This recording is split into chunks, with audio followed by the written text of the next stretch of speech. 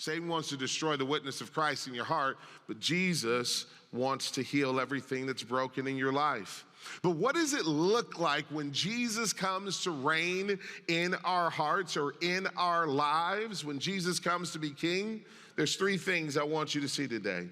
The first thing is that we're called out from the crowd.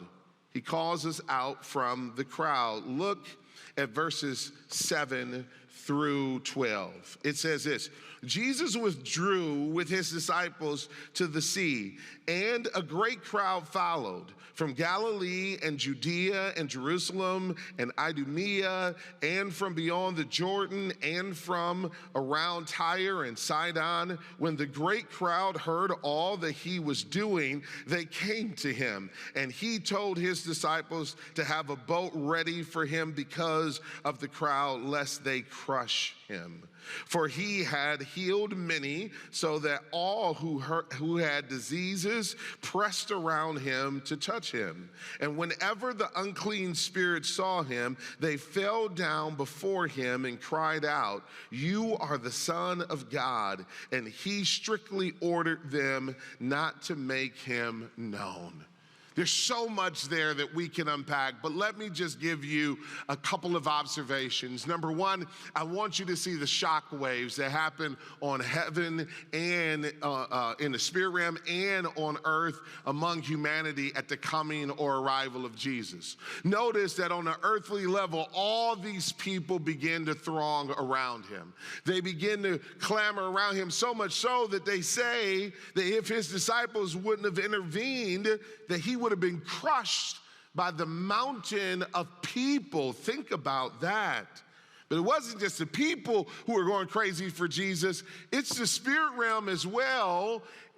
Even the unclean spirits begin to declare his lordship. Even before the people declare his lordship, the unclean spirits understand that this is God in flesh, and they begin to cry out. These unclean spirits that were afflicting people knew that the arrival of the Son of God meant that their time was up. That when Jesus shows up in our lives, that Satan is already a defeated foe. Maybe you feel like you're in the prison of sin. Maybe you feel like you're in the grip of this cycle of bad habits, bad choices that produce bad outcomes.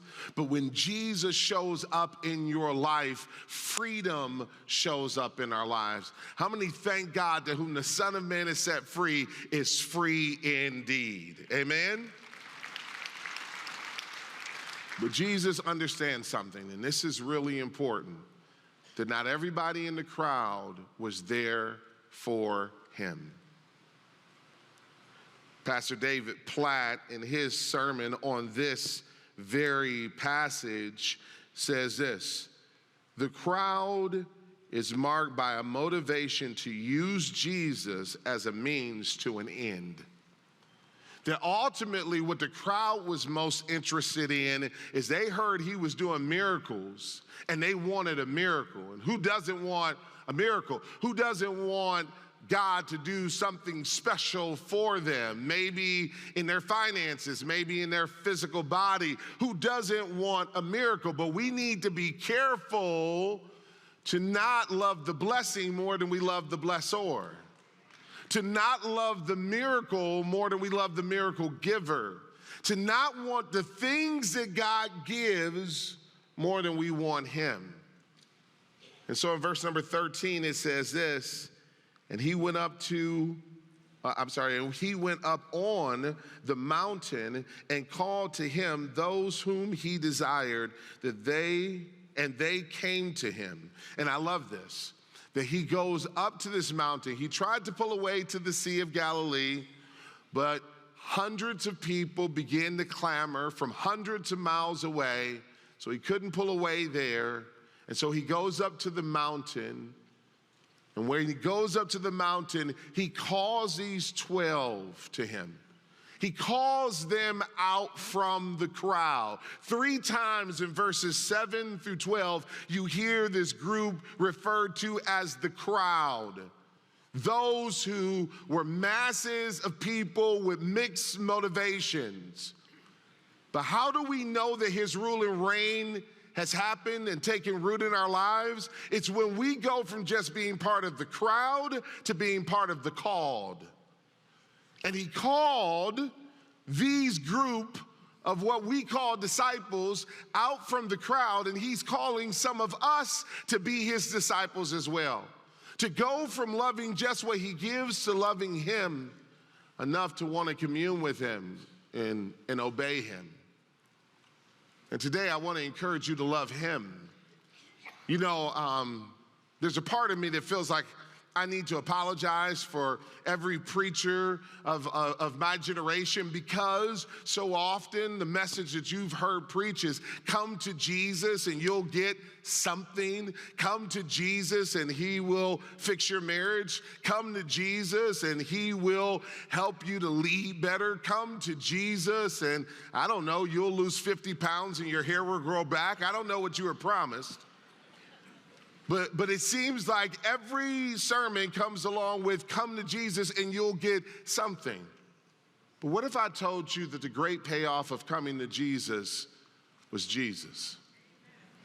That the greatest thing about Jesus is him. That knowing him and loving him is the greatest thing in life. And I will tell you that if you don't love Jesus, if you don't grow in your affections for him, heaven is going to be a pretty terrible place. It's going to be a pretty unhappy place, because the centerpiece of heaven is Jesus. And one of the great ways that we know that we're growing in our affections and love for Jesus is the time we want to spend with him. And we're going to get to that in just a moment. But I will tell you, one of the hardest things for those of us who serve Jesus in a local church capacity is distinguishing between our love for ministry and our love for Jesus. But there's a difference. And we're going to see as we go further in this passage that he distinguishes between intimacy and ministry, and we need to make that distinction.